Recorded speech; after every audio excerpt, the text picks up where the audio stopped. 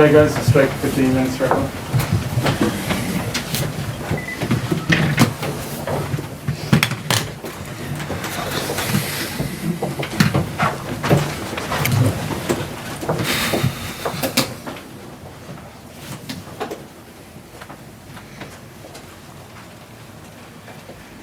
Okay. Joe, what were the most disappointing aspects of the song? Yeah, there's probably a litany of them, to be honest. We didn't get our set piece going. We didn't really scavenge as well as we would have liked to. I think we fell off 34 tackles, 21 in the first half. I thought the first quarter, there's a little bit of positive in that. I think it was tight in that first quarter. Obviously, when we led 10-8,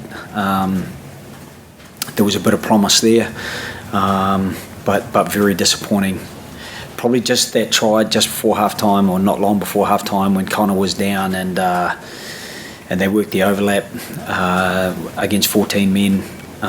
We've got to be able to defend with 14 men, and I certainly would never use that as an excuse, but they did quite well there. And just to go into the shed at half-time 22-10, there's a big difference to 15-10, because you kind of 2 scores away then, and I think we were underdone. We were a bit heavy-legged, and it doesn't have to be too much of a margin between two teams, two individuals, 1v1, for one to be a bit sluggish and the other one to be on top of their game. And certainly for some of their guys, I thought they've had two games. This is their third game, and they looked sharper than we were. You say you're always worried about every performance. Would that worry you a little bit more, or is the stuff decided there? Reassuring knowing the guys' conditions. Yeah, I know we can get better than that.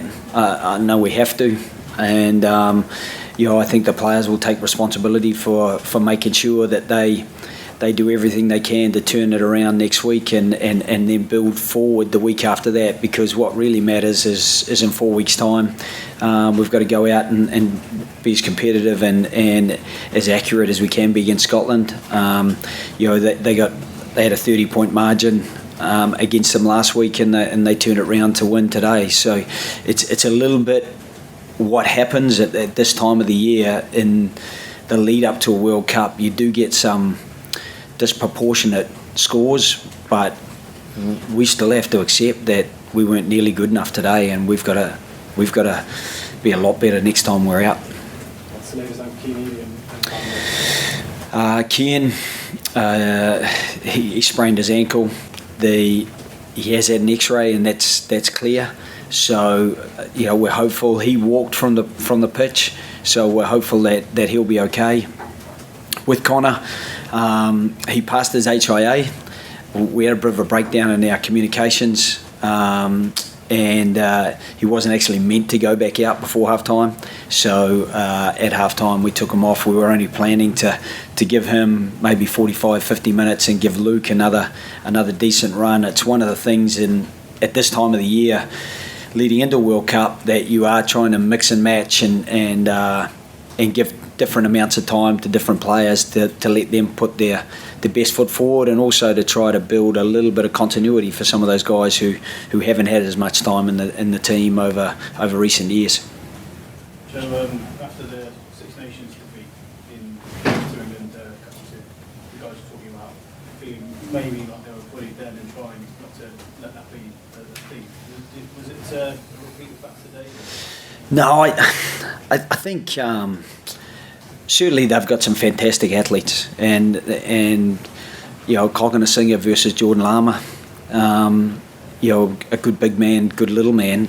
Some of that is going to happen. Manu Tuolangi, Billy Vunipola, and I thought Atoje hit some very good lines. So did a couple of their other guys that were a handful. So Tom Curry, but again, we've got to be way better than that to make sure that we can close those guys down. I think it was on the back of a stream of possession that it I think we can't just afford to keep giving them access like that, or we will start losing collisions. There were a few times I felt we drove them back as well. Billy got stopped dead a few times. We drove them back, and George Ford was forced to kick it. And unfortunately, when he did put it into the corner, we lost the line out, and they scored anyway. So that was a frustration for us. It was as I said at the start, a litany of uncharacteristic inaccuracies from us that contributed to our own downfall, along with an England team that's probably further down the road than we are and is very, very good. Rory, can you explain the malfunctions at the line-out, and is it a worry for you? Look, I think it's incredibly frustrating whenever your set piece doesn't go the way you planned, but there's a big difference between training and you try to put as much pressure on as you can in training, and then you come up against a line-out defence that is one of the best in the world, and we won the first one, went well, and then they competed in the second, and I think we just sort of got within ourselves a little bit, and everyone got a little bit nervous, and they just kept coming after us there, and like, there's no doubt that it affected our game, and we got to look at why it affected our game. We've got to look about how we can be better. I think we can increase the pace we come in. I think they probably give us a lesson into whenever not quite ready, just hold off and hit the line and go, whereas we were a wee bit laboured coming in. We give them a few pictures to look at and move around and read, and a combination of a couple of throws not right, a couple of the calls, a couple of the movements a bit slow, and look, I think we thought we were in a good place, but it was a big lesson for us today that we got to get a lot better. We got to put a lot more pressure on ourselves when we're training, and look, I think there's not a lot else you can do except hold your hands up and say that we weren't good enough there. Is it fixable? Because obviously it's the starting point for so much. Like, it wasn't one scrum for Ireland in the first half. Yeah, look, I think it is fixable. I think if you look at our set piece, over the last while has been a strong point for us. It's something we launch off. Obviously that horrific day in Cardiff, it malfunctioned a little bit, and that was disappointing, and obviously it wasn't great today, and we're going to have to wear that. But look, we've had a few iffy days before and come back the next week against quality sides and performed really well, and I think we have a good belief in our process there, and like I say, sometimes you think you're going well, and then you come up against something that you're expecting, but you're maybe not expecting to be as good and well oiled as it was, and the confidence got knocked a little bit because it was the first game, and we just had a few combinations that didn't perform as well as we'd like. But we're going to have to look back at that, and like I say, there's really not a lot else you can do except hold your hand up and say it wasn't good enough, but we know we can be a lot better in that area. How much of that's going to be driven by you and the leadership group and the players, rather than getting Joe Township something more, you guys focus on yourselves? I think we got to put more pressure on ourselves in training. I think that sometimes it is, you think you're in a good place now. Look, I think we said it in some of the press that everyone feels they're in a good spot now because you've come off a pre-season, it's running, you're training against each other. When you put pressure on yourself, but nothing's quite like the pressure when you get into a game, and you can either go confirms that you're in a really good spot, or else it goes, oh shit, right, we're not quite where we want to be. And today was a swear word. We're not quite where we want to be, and the line-out's going to be one of them, and we're going to have to make sure that we nail that. I think we've been really happy with our process, and we just let that drift a little bit today. I think both hookers were a wee bit slow to get set. Like I say, the line was laboured coming in, and we just got to make sure that doesn't happen again, because I think when you can get that speeded up and you don't give a team pictures, it's a lot easier to win the ball when they're not all over you. And I think when you look at some of those line-outs in the first half, they had people everywhere, and then everyone just gets a little bit edgy. So we managed to get a couple of scores and gains off first phase, strikes off their scrums particularly. Is that very fixable, and what do you think that was down to? Yeah, certainly the first one was really an error on the inside, and then we were playing catch up out wide when they scored the first try in the right hand corner, and then the second one we undid ourselves really. We got up and in, and we were probably trying to force something to happen. When you're not getting a stream of possession yourself, you start going after opportunities to upset theirs to try to create an opportunity. And sometimes when you try too hard like that and you're chasing the game, you actually open yourself up, especially when their timing and their skill is good. And they undid us with one through the middle from a very basic play from Owen going in behind 13 and Cognisinger getting the space through the middle. So there's some pretty big frustration there. I think we got one back against them as well, which isn't too bad, considering the position that we didn't have where we got them on the outside. But we'd be really disappointed with the lack of connection in offering up those two tries. The first one was really well worked by them, but as I said, our defence coming out off the scrum wasn't as good as it needs to be. And then once that happens and people are squaring in, you're really you're in a tough position. Joe, you got two against Wales to come up.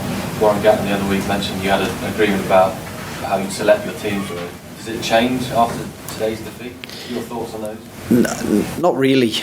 I mean, we've got to give guys an opportunity. We gave a couple of guys an opportunity today, guys who haven't had a lot of time with us, and we'll do the same again next week. I think one of the things for us is that we've got a couple of guys who will come in and bring a bit of energy next week, and we're looking forward to that, and it'll keep a bit of pressure on some of the guys who probably didn't go as well as they would have liked today. Probably a hard day to make a good impression, Joe, but what did you make of Ross Byrne's performance? Yeah, it was tough for Ross. I mean, you want to be able to get some set piece ball on the front foot, and Ross didn't get that opportunity. And often for a 10, that's when you start to get a little bit of confidence in the game. Tough day defensively as well. He had some big men coming down his channel. He made a couple of really good tackles, and he struggled a couple of times as well. He wanted to be able to run the game and boss the game, but if you don't have the ball, it's very hard to boss the game, and especially when you don't have the ball on the front foot. That was a real frustration. Are the handful of players who haven't played so far, are they likely to come in next week? Or do you mix and match? Yeah, I think we will bring a few in for next week for sure, and then there are probably one or two that we might bring in again for the final weekend. So we have a little bit of a plan. Some guys are operating on a pre-season that's just coming to a close, and then they'll freshen up and get into the game next week or the week after, depending on how we feel they're going. But we certainly need to hit the ground running against Scotland, so we can't afford to be mixing and matching too much right now. So Joe, where would that leave Johnny Sexton and Robbie Henshaw? Would they be likely to play next week? We'll certainly look at that. Guys like James Ryan, Jack Conan. There's a few guys who could come into the picture next week and probably bring a little bit of a little bit of energy that we were lacking today. So we'll look at that. I think also guys like Keith Earls, those sorts of guys, we still feel will come in and add some value yet. How do you keep the confidence up in the group, Joe? Last time obviously the team, as you said, a little bit broken afterwards. Is that a concern? I don't think so, but inevitably it hurts right now. I mean, that's a big score to offer up, and there are some elements of the process that we know weren't nearly good enough. Bestie's been talking about the line out. I did feel our first two scrums I felt were really good, and I was really disappointed to get penalised as we did when I felt the first scrum we were very legal, and he said it came up, but we were certainly dominant. And so there are a couple of things that I think there's a little bit of promise in, but to miss 34 tackles, to be sluggish in getting ourselves organised as we were. I knew we'd be a bit heavy-legged. I knew that it wouldn't be perfect today because we had a big workload. And I think you saw that with Wales versus England in their first match, and then the next week they managed to topple them. Scotland managed to topple France today because they weren't quite ready the first week, and you do get a bit of that, but it doesn't happen automatically. And we've got an away game in the Millennium next up, and it'll be Gat's last game there, and I'm pretty sure they've sold that out, so it's going to be a bit of a cauldron to go to, but that will be a great challenge for these players, because they're going to have to really step up and turn things around. Okay, guys, we'll leave it there. Thanks.